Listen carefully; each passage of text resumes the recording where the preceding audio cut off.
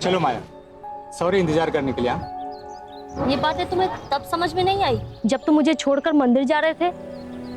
अरे मैं क्या करता, तुम तो जाती नहीं हो, इसलिए मैं अकेले चला गया। तुमने मेरी बात नहीं मानी और मंदिर चले गए। मंदिर जाना इतना जरूरी था क्या? तो क्या चाहती हो तुम?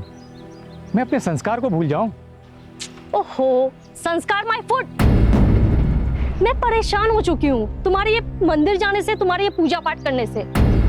ये धर्म, पूजा पाठ, मंदिर, संस्कार सब बकवास की बातें हैं। ये सब लोगों को बेवकूफ बनाते हैं। तुम मेरे ईश्वर का अपमान कर रही हो। अपमान करना छोड़ो और बताओ तुम चाहती क्या हो? तुम हमेशा मेरे सवाल का जवाब ना देकर मुझे इग्नोर करते हो। आज तो तुम्हें चुनना ही होगा, या तो तुम्हारे ये सो कॉल्ड भगवान या मैं।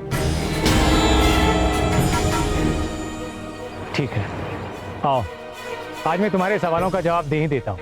मैं मंदिर इसलिए जाता हूँ क्योंकि मंदिर में इस संसार को बनाने वाले परम पिता परमेश्वर अपने भक्तों से मिलते हैं और मैं ईश्वर का परम भक्त हूँ। कहते हो ईश्वर हर जगह है, तो फिर मंदिर ही क्यों? हवा चारों तरफ है ना। अगर इस बाइक की हवा निकल जाए तो हवा भरने के लिए हमें गैरेज में जाना पड़ता है। पेशेंट को हवा लेने के लिए हॉस्पिटल जाना पड़ता है। और किताबें तो मार्केट में चारों तरफ फैली हुई, लेकिन ज्ञान लेने के लिए हमें स्कूल जाना पड़ता है। ठीक उसी प्रकार हमें मंदिर में जाने से एक खास तरह का एहसास होता है। उस खास धार्मिक माहौल में एक ऊर्जा मिलती है जो हमें भगवान की तरफ समर्पित होने के लिए प्रेरित करती है और हम भगवान के चरणों में झुकते चले जाते हैं। कैसी स्टूपिड सी बातें कर रहे हो यार। Be practical. क्या तुमने कभी ईश्वर को देखा है?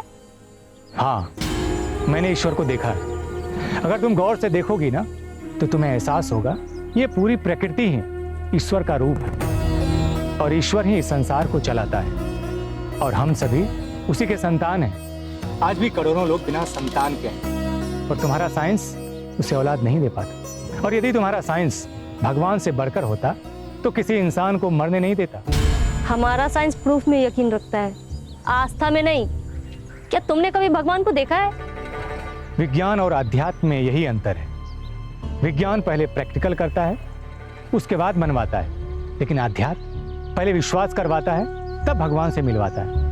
अब तुम तो अपने आप को बुद्धिमान मानती हो ना, तो अपनी बुद्धि और अपने ज्ञान को मेरे सामने लाके दिखा दो, तो मैं भी तुम्हें भगवान को सामने दिखा दूंगा। तुम बिजली को मानती हो पर उसे दिखा नहीं सकती हो। तुम ये गर्मी, ठंडी, एहसास, दर्द, चुभन, तुम और तुम्हारा साइंस इसे दिखा नहीं सकता। अगर तुम इसे दिखा सकती हो तो मैं यकीन के साथ कहता हूं, मैं तुम्हें अपने ईश्वर से मिलवा दूंगा। इन सब चीजों का एहसास किया जाता है, दिखाया नहीं जाता।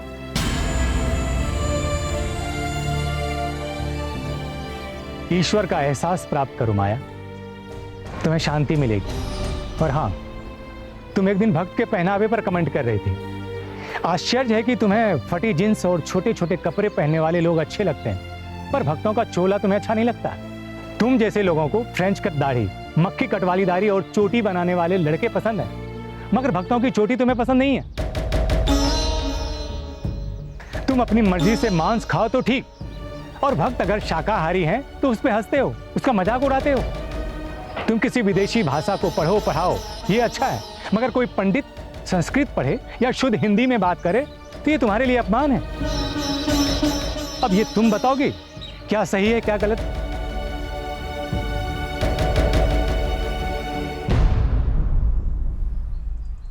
और हाँ, उस दिन तुम क्या कह रही थी? भगवान पर दूध चढ़ाकर हम लोग दूध की बर्बादी करते हैं। उस दूध को शिव जी पे ना चढ़ाकर किसी गरीब में बांट देना चाहिए। अरे तो बांटो ना गरीबों में, तुम्हें कौन रोका है गरीबों में बांटने से? और तुम्हें सिर्फ मंदिर में ही ये सब चीजें क्यों दिखती है? इतने बड़े बड़े लोग जो अय्यासी करते हैं, उसमें फिजूल खर्च करते हैं, उसको रोको ना, उसको टोको ना। इतने बड़े बड़े नेता लोग दारू की फैक्ट्री खोलते हैं, तो उसको भी रोको ना। नहीं, उन लोगों को कहने की हिम्मत नहीं है तुम लोगों में। सिर्फ और सिर्फ तुम्हारी नजर मंदिर पे ही है। ये दोहरा चरित्र क्यों माया? हमें अपनी आस्था और भगवान की भक्ति पर गर्व है। मैं तुम्हें छोड़ सकता हूं, मगर ईश्वर को नहीं। अब फैसला तुम्हें करना है।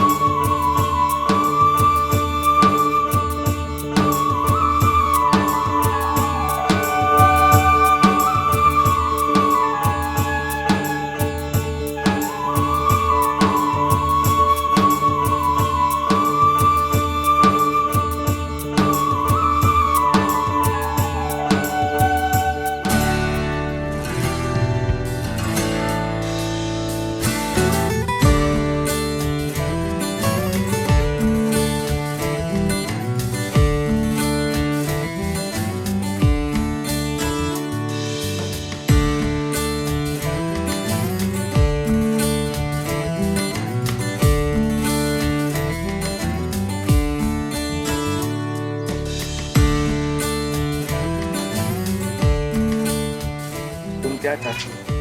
नहीं नहीं नहीं, ये अरे तुम तो जाती नहीं, ये था ना पहले। अरे क्या करती?